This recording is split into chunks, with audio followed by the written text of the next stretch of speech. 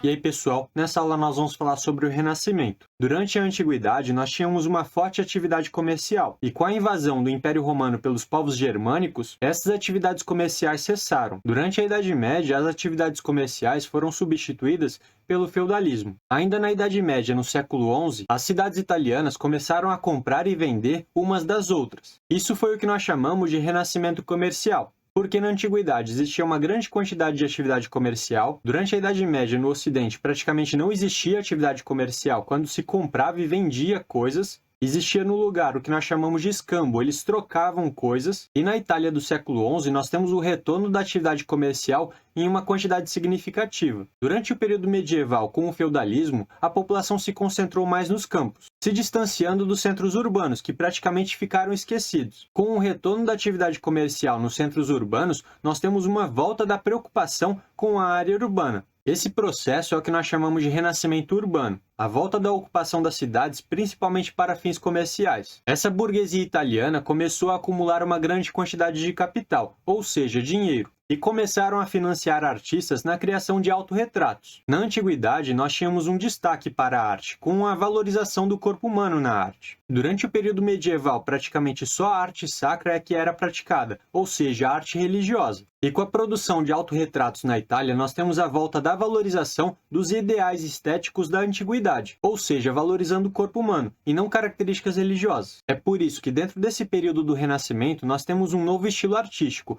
o humanismo. Os artistas do humanismo se preocupavam em estudar a forma humana para representá-la com qualidade. Os principais precursores do humanismo foram Rafael, Leonardo, Michelangelo e Donatello. Na década de 80, foram homenageados na HQ dos Tartarugas Ninja, dando nome aos personagens.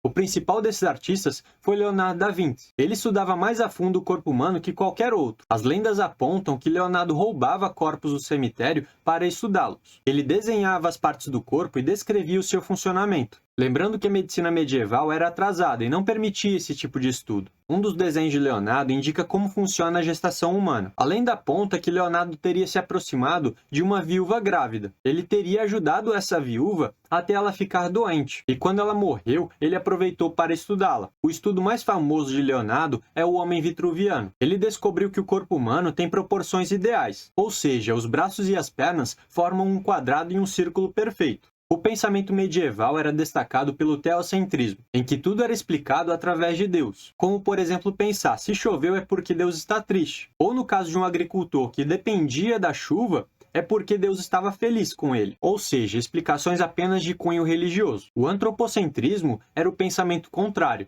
em que o ser humano passa a superar a Deus no grau de importância. Assim, nós temos destaque para a ciência, porque quem ganha com a explicação científica é justamente o ser humano. Uma das explicações teocêntricas é o geocentrismo. Os religiosos afirmavam que a Terra era o centro do universo. Isso porque o ser humano é a principal criação de Deus. E se a principal criação de Deus está na Terra, a Terra era o centro do universo, e tudo deve girar em torno da Terra. A explicação contrária foi sugerida por um padre chamado Nicolau Copérnico. A partir de cálculos matemáticos, ele chegou à conclusão de que o Sol é o centro do universo. Hoje nós sabemos que o Sol não é o centro do universo. Pelo contrário, o universo não tem um centro. Mas podemos notar um avanço de pensamento aí. Mas como Copérnico discordava da posição da Igreja, ele acabou morto na fogueira por heresia. Dentro desse período de renascimento comercial, um dos reis italianos desejava instruir o seu filho a como governar. Então ele contratou um filósofo chamado Maquiavel para ensinar o seu filho a governar. Maquiavel escreveu um livro chamado O Príncipe. Era como se fosse um manual de governo. As principais orientações era que um rei deveria ser temido e amado. Maquiavel sabia que era muito difícil unir essas duas características. É por isso que quando um rei não consegue ser temido e amado, ele pelo menos precisa ser temido.